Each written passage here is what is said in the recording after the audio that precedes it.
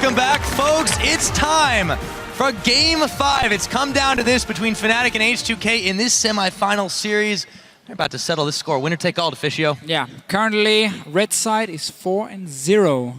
Now H2K is on red side for this one. They will have the last pick. However, we've had a lot of talk, about the Urgot. I could see Twitter is exploding about it as well. Some people say Urgot will not beat the Z in lane. Then Bjergsen comes in saying yes, he will. So on, so on. You gotta love Season 5. We're talking a lot of Urgot here. I don't even think we're gonna see it because I don't think either of the teams play it. So we might as well just forget about that one and look at the game instead. If there's no likes of Urgot from H2K, then Fnatic honestly can take a Z as an early pick. And what is really gonna play into it that won't at least be a skill matchup? There are so many possibilities. I feel like it's almost impossible to speculate on it. One thing we definitely know is that the bans are not liable to change. It's the Sivir again from Fnatic as they round that one out. H2K should finish this one up. But the question is, do they now ban the Vlad? That was asked quite a lot. It's a possibility. No, it's the Shyvana. Stick to the same bans then. Clearly not afraid of the Vlad in that sense. So Fnatic, as we saw, Yellow had a fantastic game on Thresh in the last game, going for it again, which means they push Kasing over on either Janna or Annie. And we might see, if it is standard lanes, them trying to really put a lot of focus on it. I mean, I always feel like we're back to game 1 here, at least in terms of the start, except for that Sivir ban, which is the only change all series long between the two teams. So H2K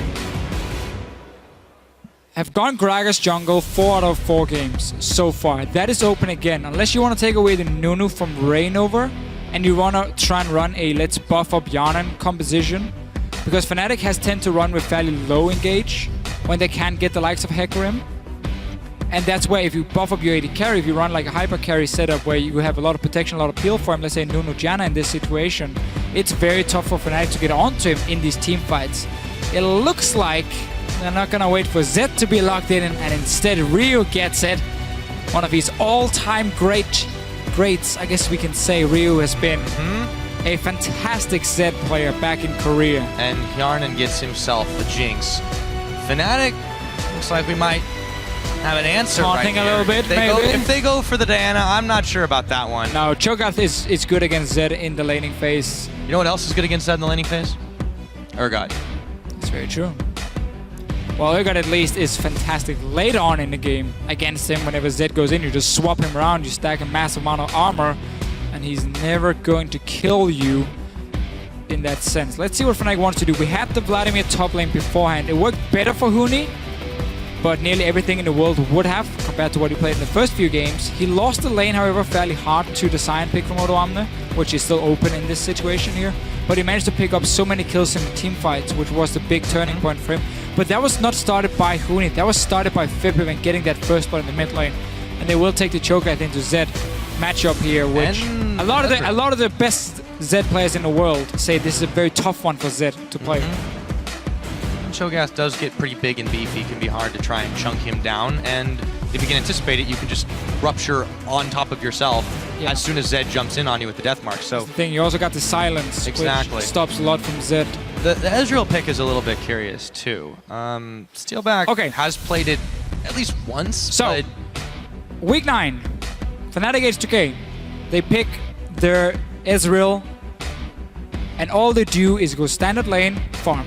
Nothing is what you do. Ezreal is so boring to watch in the laning phase because he just sits back and farms. He's so passive, but it allows the rest of the team to make plays. It allows the top lane, the jungle, their mid laner to make the plays, and then whenever they feel like it, they go down to that bottom lane and start ganking on H2K. And they can't do the same because there's so much mobility from the Ezreal itself to jump around. And also, it is a pick against the Zed to try and stay alive in these fights here. You're not picking an immobile AD carry who's just stuck if Zed jumps him. Now Ezreal can at least try and kite around a little bit for himself. So that's why they're picking it, is just to keep Steelback safe and say, this game is not about you. At least not the first 20-25 minutes is not about you. You get your man immune, you get it fully stacked, you get your Trinity Force, then you can start doing something. Before, you just sit back and farm. Let the rest of us make the plays. With that, talked about obviously the Janna also from H2K. The Janna, I mean, it's another solid choice for the mobility factor, for the disengage. They also have the Gragas once again, so that's going to be the double disengage There is a lot of damage, though, between... So, a lot of sustained damage, really, with the Jinx. And, of course, you've got the potential burst that Ryu can bring. It's still pretty AD heavy, though. Yeah, that's the problem. And we haven't seen a lot of AP picks from Odoamne in the top lane. And he's normal champion to fall back on if Maokai is gone. It has been Sion now in the lane. And that would, as you just said yourself, put H2K in a situation where they're so focused on physical damage that Fnatic can stack armor. And then going into the late game, it's going to be so hard for him to take down anyone. I mean, the Cho'Gath is going to become very tanky. Getting the stacks, he's going to get an hourglass in that situation if it's against pure physical.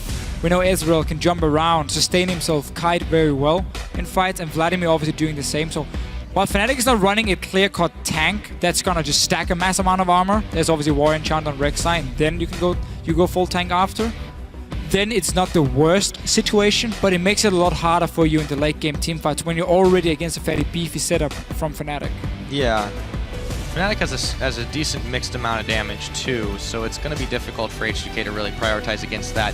As the timer ticks down, the real question is what there does really is no picks for him. If he wants to play a tank, there's not a whole lot he can offer. I don't think they really need a tank because they've got the Gragas, but then what does he do? As you mentioned, we haven't seen too many AP picks coming out. I guess he could just go the Sion again if you... Never mind.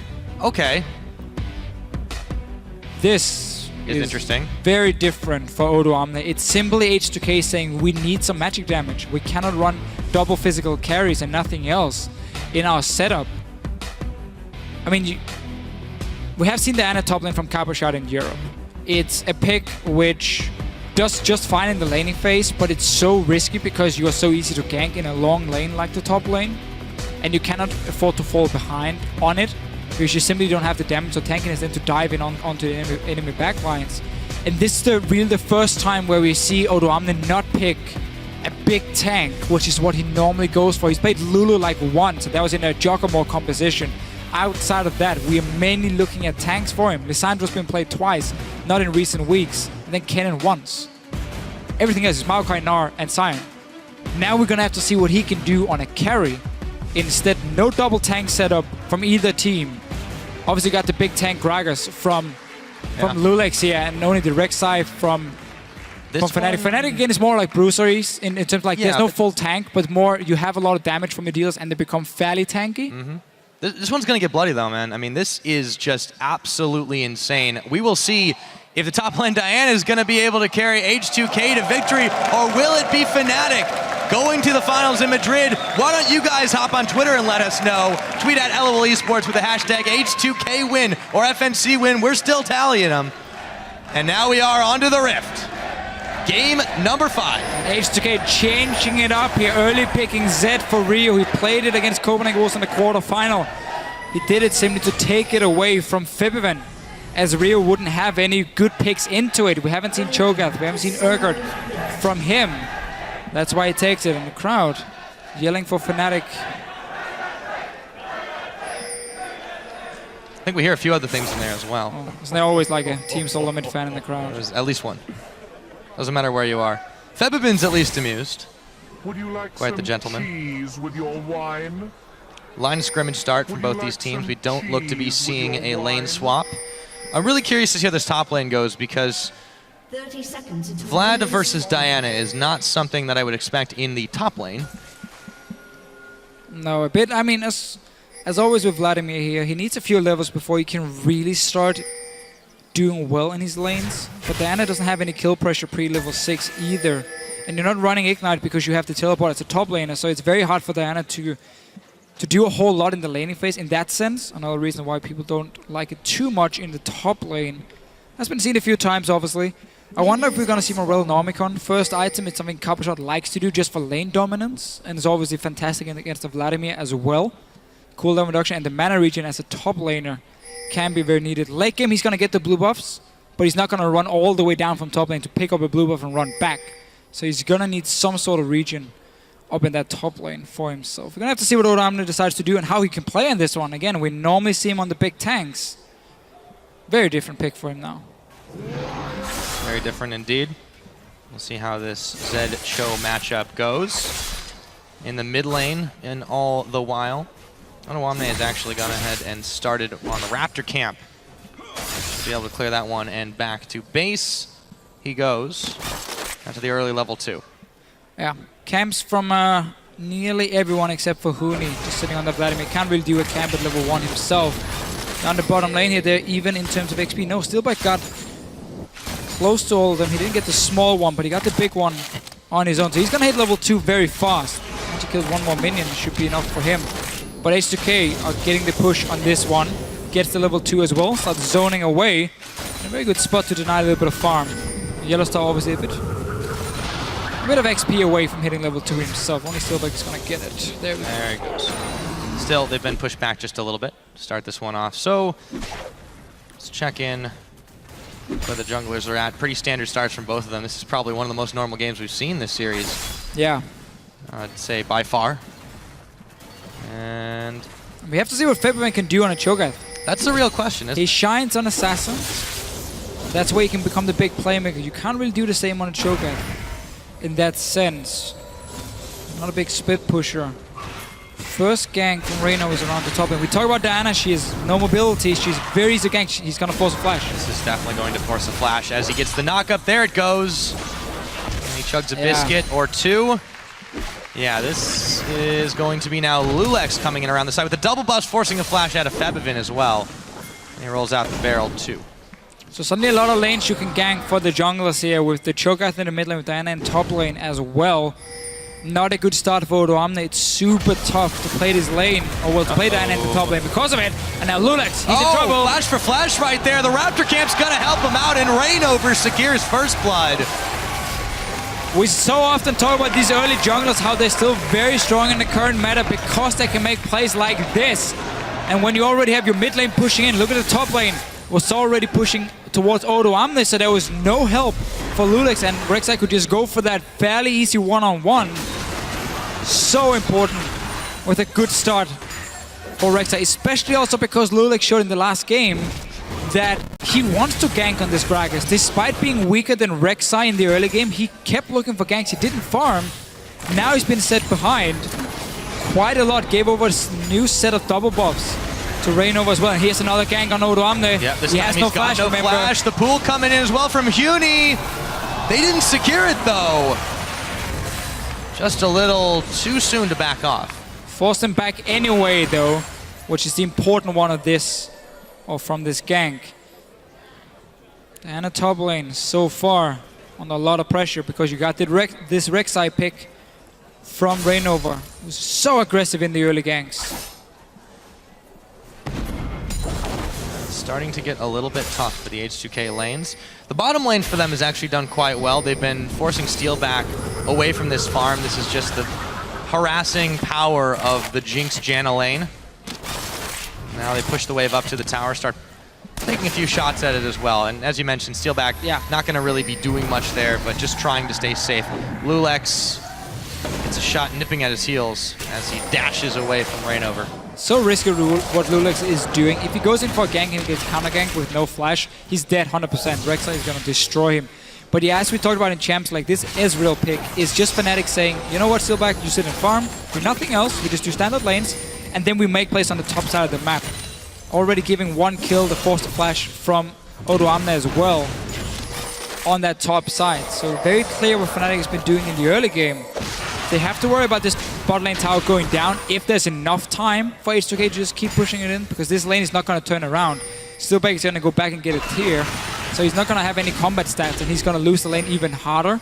And then it's up to H2K to push in this tower here, get it as early as possible, so they can rotate the Jinx around and start getting global gold that way. Is the thing. They continue to pressure Odoamne in the top. Let's see if they can pick him off. This time they can. It goes over to Huni. Oh, and the crowd just loves it. The only way for Odoamne to stay safe is if Eulcs puts focus on getting the Rift Scuttler on the top side and then helps him ward as well. So you block this entrance into the Baron, but that's not been taken at all. So there's simply no way for Odoamne to stay in the lane. Either you have to sit in your own tower, or you can expect to get ganked. Every single time you have no mobility in a long lane. Very tough for him. And They have brought Ryu and Eulcs down to this bottom side to try and get a dive on. There is going to be the death mark onto Steel back as he tries to make his escape. He does. Yarnin goes forward, actually takes a lot of damage. H2K try to make a move on the bottom side and it doesn't work. The only lane where H2K is winning is on the bottom lane. That's why they want to go for a kill and potentially take that tower. They need Yarnin once he gets his BF sword to start switching up and go to different lanes. Otherwise, Fnatic can just keep ganking on this Diana here in the top lane.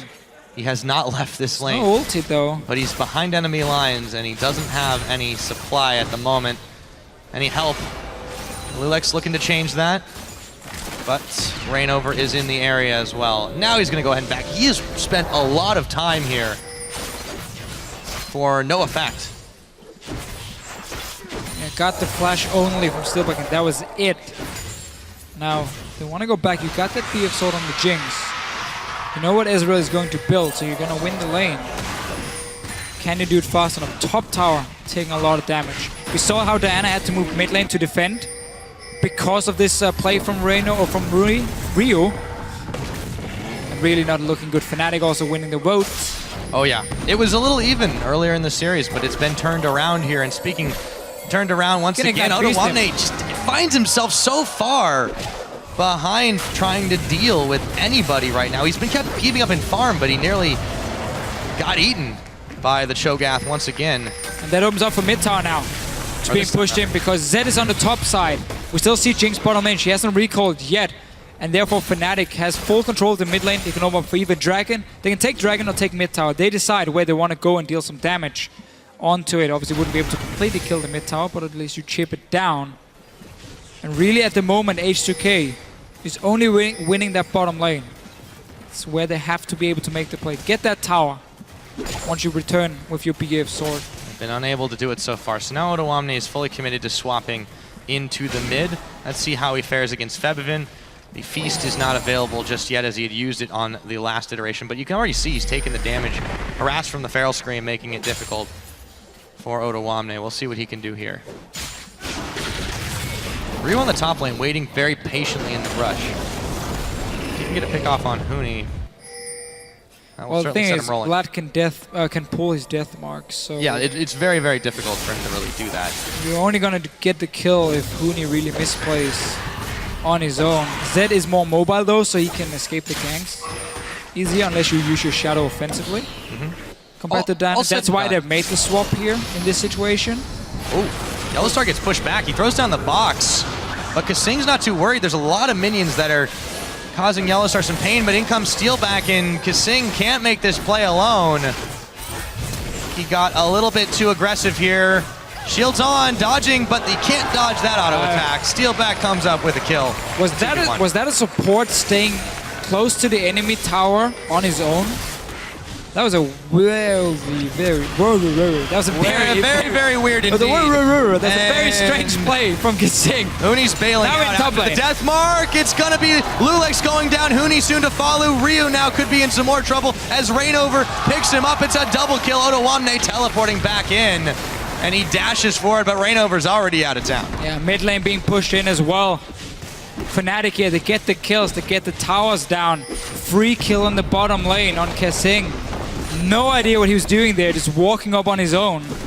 Being caught out. I'm not sure if he was trying to group up the minions and potentially set up a freeze, but that wouldn't make any sense because you want to get the tower. Anyway, Dragon is now an option. There's nobody here from H2K side. You got Odoamne in the top lane. Already used teleport. Zed is coming from mid lane now, very far away. Fnatic is just controlling everything. They turn their attention, though, to the bottom side. Yes, they are, though. Very difficult for H2K to get anything back. They have to stop the snowball before it becomes any bigger. Febivin rows into the Tri-Brush, gets a rupture onto Eulcs, just shows him who's boss.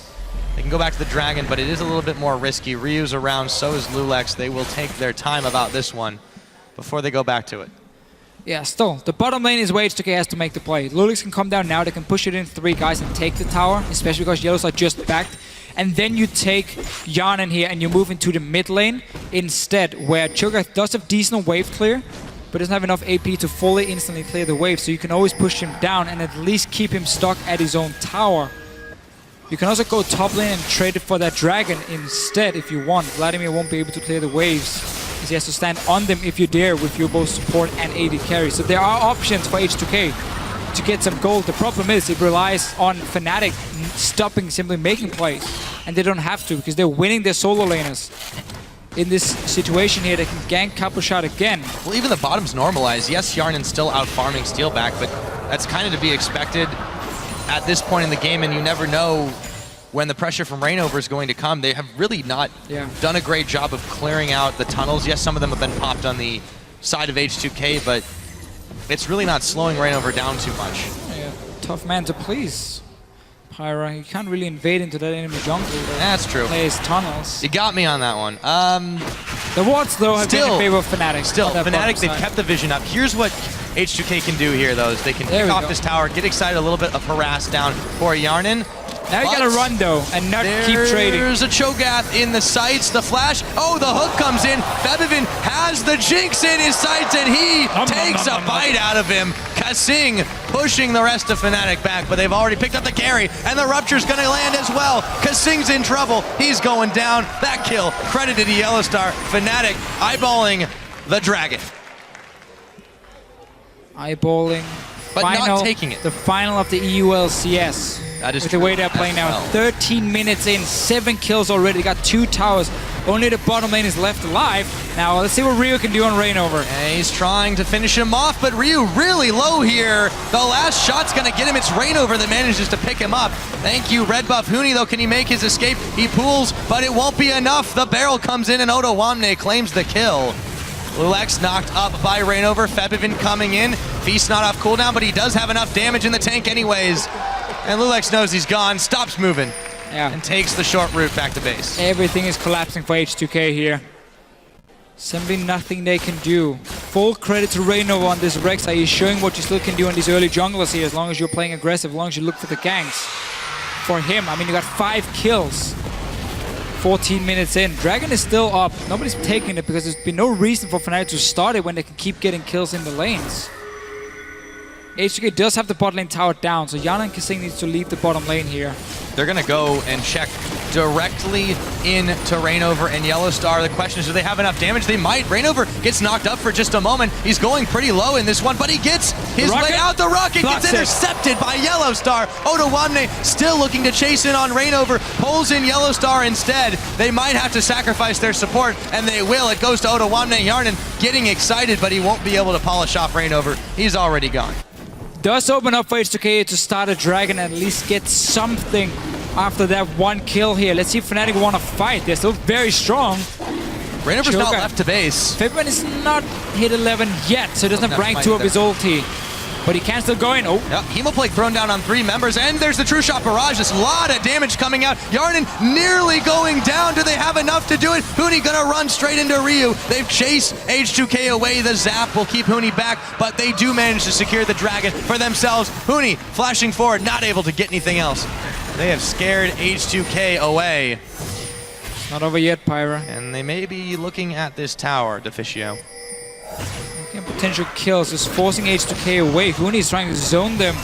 Might be collapsed on here. Yeah, he's got a pool, though, able to sink beneath the ground for a second. Steelback moving forward on Kasing. The Janus Shield keeping him alive for now as Reignover picks up Eulcs. Kasing throws the Monsoon. There comes the Ezreal. Steelback picks up Kasing anyways. And they can easily take this tower now. Fnatic just outplaying and outpositioning H2K. Really like how they just stayed between the 2 towers here. They didn't allow H2K to move down and defend the tier 1. Just basically cut them off in between while the rest of Fnatic were running around in the jungle. So when we thought there was a collapse on Huni, well, Fnatic already had multiple members nearby as well. Super nice play staying between them. So this fight here, a lot of ultis and everything has been invested from H2K, and they're tanking the dragon. So this is a nice ulti from Huni to start it so close. And in the end, he just chased it, and now he does a smart play and just stays between the 2 towers here. You're not gonna let H2K either run away or come down and defend the tier 1. No, fight them in between. You don't need to fight at a tower. Super nice setup. Look how the rest of them are coming around. Yeah, and he buys time with the pool as well, just using himself as live bait. They still can't quite finish him off. There's so much damage here. And Fnatic just come up with the better end of it. They grab everything they want and more. So 6,000 gold in the lead. They've got themselves a dragon to the 0 of H2K, as well as 3 towers to 1. It's about 17.5 minutes into this one, Deficio. Fnatic are looking good. They've got their eyes on the finals in Madrid. Couldn't hope for more. They had a plan ready against Diana top lane as soon as it was locked in with this Rek'Sai pick for Reignover. 6 kills for himself.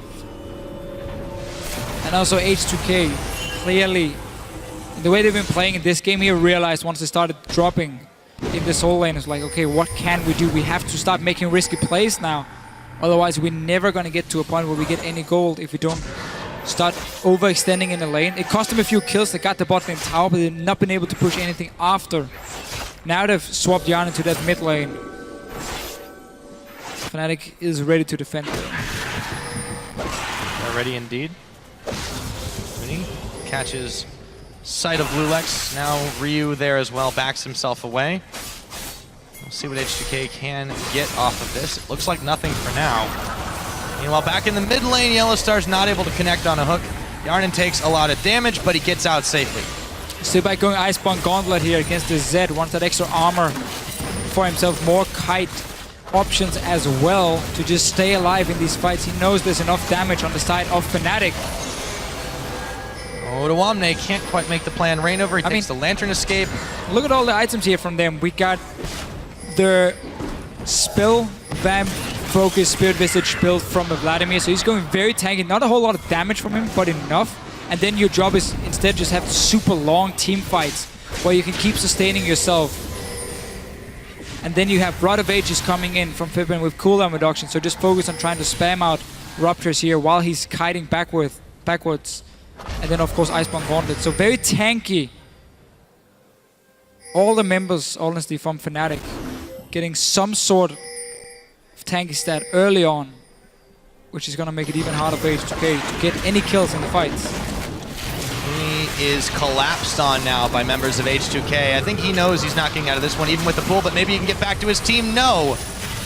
Yarnan gets the kill, takes the brunt of the True Shot barrage, but he's still just fine. Definitely some much needed gold onto him. I'm not sure what's doing an answer. What Huni was doing. Yeah, I'm not sure either. Lanes. There's been a few sloppy deaths in this one. And those joins the other ones for Huni. No objective really to take for H2K, so Fnatic doesn't lose a whole lot from it. Other than it just slows them down. And when they're building all these tanky items, really just opens up for these long team fights for Fnatic, where as long as Zed doesn't pop a target with his ulti, which he won't be able to later in the game, he's not going to do anything in the fights, and Fnatic can just keep kiting around and wait for that Q to land from a choke, and then you go in. Now, we often talk about the early Barons from Fnatic. The very early Baron. There's no vision from H2K. They've also got a Feast from Bebevin. He can take his time, walk slowly around the side, intercepts the Jinx rocket, but now they know that this is happening. The problem for H2K is it's far too late to stop it. Classic Fnatic. One pink ward is all they need. Plays it. If they see H2K move in, you just back away from it because you already control the map. And then you just take your chances. Really, Fnatic can do nearly everything they want here. They can go 1-3-1 spray push. They can go 5-man together. They're strong enough to just force H2K away from a tower. And take it. The dragon is obviously going to belong to Fnatic as well. Yeah, only 20 seconds or so left on that one. H2K, they've got to stop this move forward, but the problem is now you've got Baron enhanced minions. You've got a lot of damage. Yarnan narrowly avoids that rupture. Fnatic just owns this map wherever they want to go right now. And I was talking about the Rek'Sai tunnels earlier. You can see some of those offensive ones starting to come into play. Big time for Reignover and the rest of Fnatic. Yellowstar Reignover starting off this dragon. Yeah, the only thing H2K can do at this point, if Fiven wasn't pushing the mid lane, was like go top here with 3 or 4 guys and try and take the tower. But it would have to go so fast, and you can't do it if your mid lane hasn't been pushed out, and that's why Fiven stayed in there, pushing up to the tier 2. So that completely stopped H2K from making any plays and trying to trade it for that dragon. They've been starved of gold, really. Completely. I mean, they've not been able to get anything because Fnatic is always there to push them back time and time again. Now they have to worry about defending this bottom turret. Baron enhanced minions, so many members of Fnatic here. Yarnan getting caught on a line. That's gonna be all she wrote for him. The True Shot barrage. Nyx Eulcs in the back of the head. Ryu still trying to make a play on this turret, but he is going to trade at best an outer for an inner. Fnatic, they're not interested in stopping right now. Huni, meanwhile, back in the mid lane, still making it happen, and they are continuing to shove forward. They want to end this game as soon as they can, Deficio. Inhibitor tower being fired down. 28.5 minutes. Febivin grabs a midnight snack, and in comes Eulcs to try and push them all back, but it's not going to happen. Febivin picks up that kill on, Kasing and Yarnan have both gone down now. Yarnan just about to come back up, but the inhibitor is already down. Another inhibitor turret being fired down. Fnatic, forget a snowball, this has become an avalanche. Completely here. Fnatic really showing how good they are once they get that early lead. Showed it in the last game as well. Won the early game with Febivin getting that first blood and just used it to completely take over the map. Didn't give H2K a single chance of coming back. It's the same in this game here from Fnatic's side. 2 inhibitors. Fnatic has managed to grab now. It is 23 minutes into the game. That's one of the earliest ones we've had this series. Fnatic starving H2K over and over again. They've got their sights set on this final. Ryu, Hemoplague's on, in comes the death mark as Huni continues to move for him, but Otawamne teleporting in too late. Huni comes up with a kill. And he continues to chase away Otawamne. H2K can't even make the solo outplays or even a 2v1. Let's see Fnatic. I mean, you don't really have to do a whole lot more. Just force a fight on the top lane. They've got the game in the palm of their hands at this point. Completely, obviously. I don't think it takes it would have too to much be, of a brain to realize it would that. have to be like the perfect positioning for H2K. Fnatic would just have to get themselves caught horrendously, but this game has been so one-sided in their favor after the start of it. They cannot be stopped in this push. They've just got so much damage. They're so far ahead for this point in the game. Respect to Kasing. He's still smiling, sitting there. He knows the game is basically done. And yet he's there, keeping it fairly cool. For H2K, the goal was to win, obviously. Win the whole split. I'm not talking about the semi-final here, but for them just getting this far in the first split is fantastic. It is absolutely fantastic indeed. But you know what else is right now, Deficio? The way Fnatic is playing this game, the rocket's going to hit Yellowstar. Won't be enough damage as Reignover picks up a double kill. They're eyeballing the end of this one right now. Reignover runs onto the Flame Chompers, but that doesn't even matter. They've turned their attention to the Nexus turrets to fire this one down. 25 minutes into the game, the Nexus is bare. Fnatic, it took them 5 games to do it, but they are going to the finals.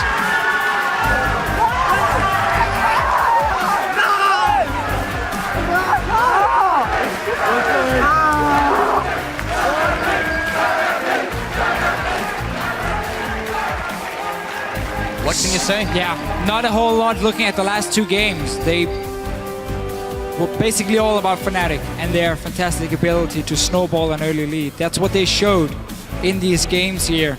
And I really like how they adapted from the Lee Sin top lane, which clearly didn't work for them. Picked Vladimir twice in the last games here, and then showed why they're considered one of the best teams in Europe. You know, you mentioned Kasing still smiling, but I think we got to talk about somebody else whose smile may have wavered for a little bit during this series. In the back there, it's Huni, but there's a big smile on his face now. Rookie of the split, going to the finals in Madrid next week. And you know what? That's the scary thing. Because this quarterfinal wasn't about Huni at all. It was so much more about the rest of the Fnatic players doing so well. We talk about Febivin in the mid lane, winning his one-on-one against Ryu in that last game. Reignover with the early ganks on the Rex side, snowballing the entire map. Yellowstar and Thresh is making plays left and right. Like, these are the players you're looking at if you look at this quarterfinal, or semi-final, sorry, not quarterfinal. Huni did manage to show what he could do. He had a lot of bans, of course, against him, like Hecarim, Rumble, everything. He found his footing, though, in Game 4. But that, again, it's a scary thing that Fnatic, without him, can still be so aggressive on the map and make so many plays. And it shows how good the entire lineup is from them. Absolutely. I mean, we talked about it time and time again after we realized how strong this team had been put together as effectively from the ground up over the course of the offseason. But where they're at now, I don't think anybody could have expected it up until maybe halfway through the split. Yeah, they just look so sure. dominant. Yes, they've had some stumbling blocks, but every one of the members on this team can really step up and play absolutely massive. And you could see over the course of that best of 5 that it really just went all around the board. From Huni finding his feet after the 3 Lee Sin games, to Rainover's 9-0-2 performance on Rek'Sai right now. Absolutely huge for them. And it also shows the diversity of some of their picks as well. I don't think you can ban out anyone on this team. So we see the same style from them. I still think H2K's strategy of banning out Huni was fine because he was a lot less impactful compared to what we have seen before. And so in that case, it was okay. But it's just also Fnatic, if you look at like player for player, at least in this game here, are just so much better playing that early aggressive style. Tough to say after 5 games. Aggressive style. Everything is pretty much. And we have this setup here where Eulcs against Rainover is very different styles of junglers as well in that sense. And Rainover, obviously with the Rek'Sai pick, helping him out, just got the better of Eulcs in 2 games in a row now, which was a very important thing in the early game. Same style from Fnatic, all game, all series long. And also for H2K, we just have to talk about how you are a team who qualifies through the expansion tournament. So because we extended to 10 teams, you came in. You were the best team of all the lost your mid laner. Lost your mid laner, who's now on Fnatic and one of the best, if not the best mid laner in Europe at the moment. Yeah. And then you still managed to make it all the way here, go 5 games in the semifinal. You're still going to Madrid, you play for 3rd place. You can still earn championship points, which is going to be important next split, obviously, for H2K, because their goal now has to be Worlds. It has to. I mean, they've proved over the course of this split, coming from the Challenger Series through the expansion tournament into the LCS and making some roster changes, that they can compete at the highest level here in Europe. So, I mean, it's got to be absolutely massive for them to have made it to this stage. They'll be fighting for that 3rd place spot. Still a lot of championship points on the line in that situation. But yeah, I mean, you can't take anything away from them. They've got to be proud for that. Oh, for sure, for sure. I think we can just say for both Fnatic and H2K, they surprised everyone with the expectations before the split. And now Fnatic is in the final, well deserved to them. H2K has to face either Unicorns of Love or SK for 3rd place. And on that note, now we're going to go and head back to the analyst desk where Shox and Quickshot are standing by to talk to our first LCS Spring finalists of 2015. Take it away. Thank you so much, Pyrotechnics. We are joined by Yellowstar, Febiven, and Huni of the victorious Fnatic, who we will see in the finals over in Madrid. Well, the fans have been standing by the minute you stepped on that stage, and they haven't let off. Bora, first maybe asking you, did you expect that the series would go as it eventually played out with 5 games and 3 of them very close for comfort? Going into this match, we knew that it was going to be difficult. We had a lot of strategies planned, but the meta shifted into a weird way, I would say. So we were not sure of what to play and all of these things. So we were kind of prepared, but it seemed that they were like playing really solid and they were like ready to face that. So yeah, I think they played really well in that series, and being able to pull the games with our standard plays made it way easier than the strategy with 2 smites. And yeah, we were really prepared against H2K to play a long best of 5. It definitely showed. First of all, congratulations, because the double smite, you know, it was difficult. I have to ask Huni the question, why was your Lee Sin good or bad? I think Lee Sin with smite, just I want enemy jungler cannot. We want just a cerebral control, so maybe it's but it worked out. It worked out. You wanted to control Eulcs. Were you very scared of Eulcs in the jungle, or what was the strategy, Huni? It was just take my red, try to take our red, and then go counter. It was counter gank, counter jungler, but it's not happen. So it's not. It was not that good. So our just plan was really good. Yeah. So we used to listen, and then after third game, his releasing is so bad in this case. So we changed our draft. So Yeah, you did, and you picked Vladimir, and you did so good on that. I want to turn to Febiven this one as well. Of course, that mid matchup is so incredibly hyped. And then in the first game, your Cho'Gath falls a little bit flat. How did that make you think about the rest of the series? Because you still went back to it in game 5.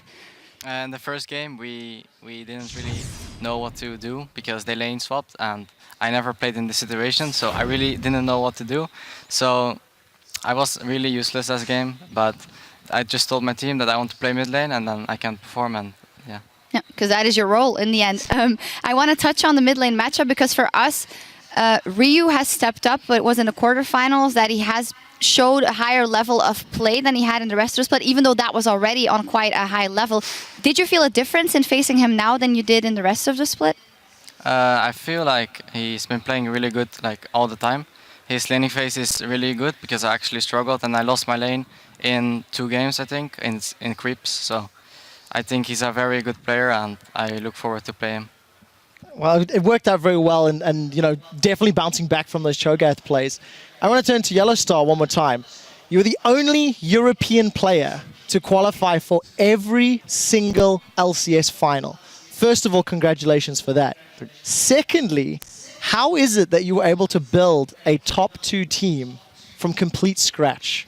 What is it that made you able to find the players that you did and put together such a powerful squad? Well, there is no secret to that. But first of all, I mean, I must be lucky because I always end up like being with such talented guys that are willing to play and that are I don't know. I mean, I could just like choose teammates that are supposed to be good, and then maybe I cannot match them personally, but I'm having fun every day with them. I mean, everyone is so motivated. They want to play, they want to win. We have the same goals, and I mean, we match up perfectly. So I think it's really good, and I'm really lucky. And I can just say thanks to them for joining the adventure in Fnatic, and the future is going to be bright with them. I'm pretty sure. The future is definitely bright, and maybe the common denominator is that you are such a stand-up guy, so it all falls in place around you. In today's match, there was one player, though, that really stood out when Fnatic backs were against the wall, making the key picks and going huge in Game 4 to keep the series alive. Today's MVP for us, Fnatic's Febiven. Congratulations. For us, it was the entirety of the best of 5. Our eyes were on the mid lane, and we feel that you stepped up. I have a quick leading question. Playing against H2K, the team that you left after you helped them qualify to the LCS, and then having such a stand-up performance against Ryu, 1v1ing him in the mid lane with that Zed. Talk me through how you felt playing against your old team and one of the legends of mid lane League of Legends. For me, it doesn't really matter who I play against, so I didn't really have a nerves before this game. Even though last time we were gonna play H2K, I was really nervous, but this game I just felt I was confident. I was really playing good, and I just snowballed. Yeah, it showed fantastic, and congratulations on that MVP. And to nobody's surprise, today was filled with top-tier play, and you all watching took note. Our big play is from @Unumikits. He tweeted, "Holy moly, that super mega death rocket from Fnatic Steelback, killing Diana. Thanks to Febiven Calculato. This is your LCS big play of the day." To the top side. We'll see what can happen as the rocket isn't needed. Febiven comes in with a pick on Kasing, but he still gets a kill. Flashes, and then Steelback, I believe he would almost hit Kasing. Oh, he would actually have hit him. And then he gets another one. Huni, you got a big smile. Do you like seeing those plays? Oh, I didn't see in game when I in game, but really so funny this one. Yeah, fantastic shot. Fantastic shot by Steelback. Now with one spot at the finals filled, let's pull up the bracket of our playoffs. Fnatic takes the first spot in the finals in Madrid, and then we'll see who they'll be playing. It'll be the Unicorns of Love or SK Gaming playing tomorrow to see who will be the other finalists and who will be playing in that 3rd or 4th play match. And by making it to the finals, Fnatic has earned at least 70 championship points towards qualifying for this year's World Championship, while H2K has secured at least 30. Yeah, so it's important to note that Fnatic can earn as many as 90 points if they win the split. If they lose, it'll be 70.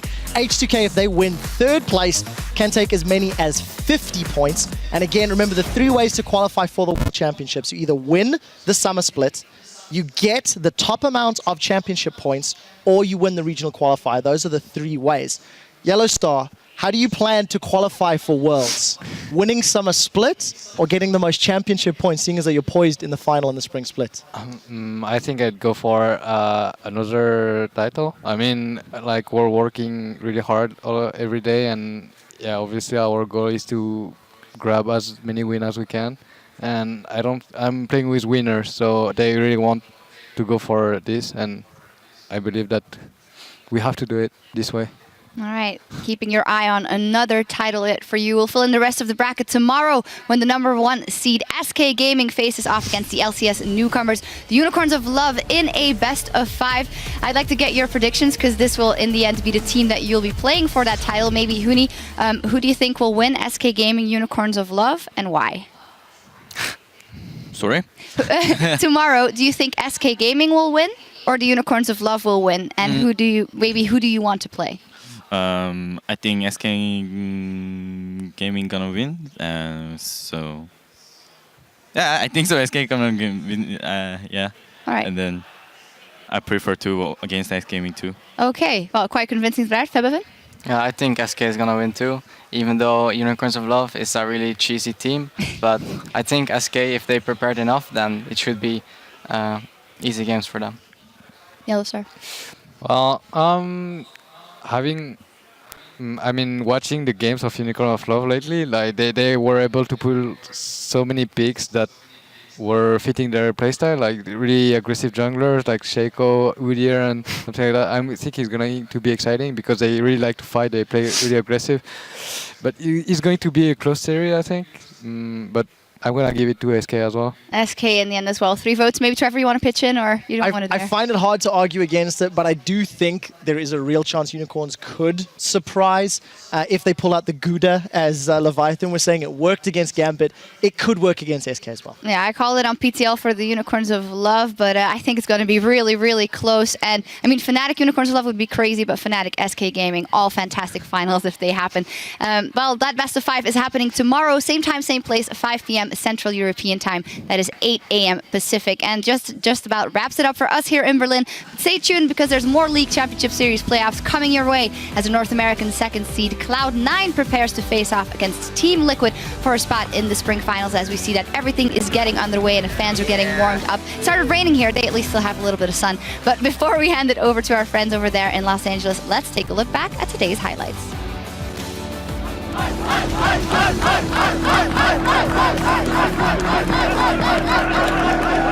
crowd's already like at 800%. How can we get any more hype in this division? What an insane game as well. Fnatic H2K.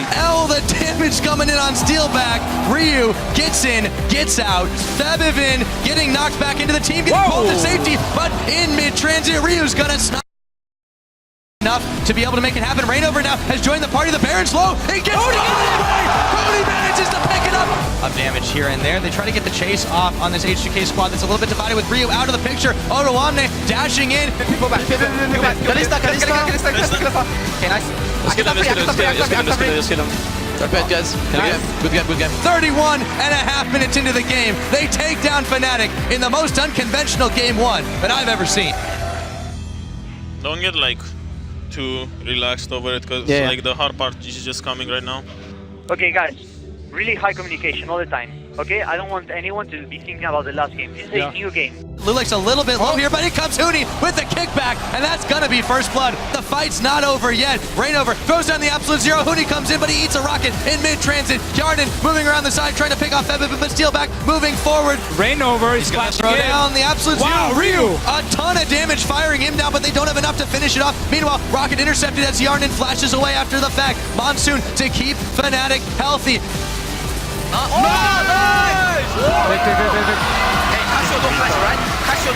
And Fnatic at about 35 minutes into the game, gonna even the score at 1-1. But remember, you guys gotta be each other's cheerleaders, like through the good and the bad. Like, if things are being really good, I want everyone to listen to Ryu about like excitement management. Yeah, but Ryu gets pretty happy as well. Tower extremely low. They ought to be able to dive this one. In comes Odoamne, gets juked out. The charm not gonna land. Yellowstar going down. Monsoon to keep Ryu alive. Febivan dashing in, should be able to pick him off, and he does. Rainover flashes as soon as his absolute zero channel completes. Eulcs picking up Huni. Odoamne in the front. Forget the box. Rainover's the one going down. Inhibitors should be going down, but H2K, they're more interested in the kills. Charmlands on Rainover. Yarden is going to be able to pick up Yellowstar. Back up, back up. I'm coming. We can actually end. I'm queuing down there. We have so much big wave. Just to protect the arena. Kill him. Yeah. It's all over. That's going to be H2K coming up 2-1 on the series. Decision making, we're doing really, really good shot calls. Ryu, oh, he can jump Goes on. in. He's going to try to dash his way out of stage. Oh, the flash too. Nice He gets first popped for blood. first blood. Huni flashing in. Yellowstar's one that is going to pick up that kill, however. Nice. Ward here. Really nice. Steel back, trying to move away the Acathian. Surprise, a ton of damage there, and a double kill comes in for Otawamne. The fight's going haywire. Not quite done just yet. Eulcs trying to bait a little bit more out as Yellowstar is fighting with Ryu here. He's gonna be able to pick him off though. And 32 minutes into this game, Fnatica really wanting this one. Looks like we're going to game number 5. Mute it. Go flash behind him, kill him. Nice! Really nice, man. Stop!